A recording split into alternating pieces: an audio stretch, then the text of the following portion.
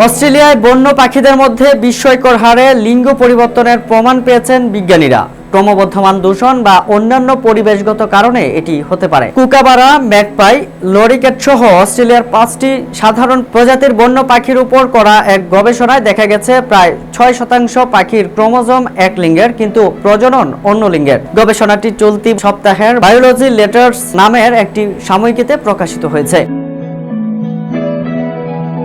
অস্ট্রেলিয়ায় Sunshine coast বিশ্ববিদ্যালয়ের গবেষকরা বলছেন, গবেষণার ফলাফল ইঙ্গিত দিচ্ছে যে জন্মের পর বিস্ময়করভাবে অনেক পাখির লিঙ্গ বদলে গেছে। সংশ্লিষ্ট গবেষণা নিবন্ধের সহ লেখক ডমিনিক পটভিন বলেন, এটি ইঙ্গিত দিচ্ছে যে বন্য পাখিদের লিঙ্গ নির্ধারণের বিষয়টি আমাদের ধারণার চেয়ে অনেক বেশি পরিবর্তনশীল, আর প্রাপ্তবয়স্ক হওয়া পর্যন্ত এটি পরিবর্তন ঘটতে পারে। গবেষণায় প্রায় 500 পাখির ডিএনএ পরীক্ষা করা হয়। লিঙ্গ পরিবর্তনের অধিকাংশ ক্ষেত্রেই দেখা গেছে জিনগতভাবে স্ত্রী পাখিদের মধ্যে পুরুষ প্রজনন গ্রন্থি গড়ে উঠেছে।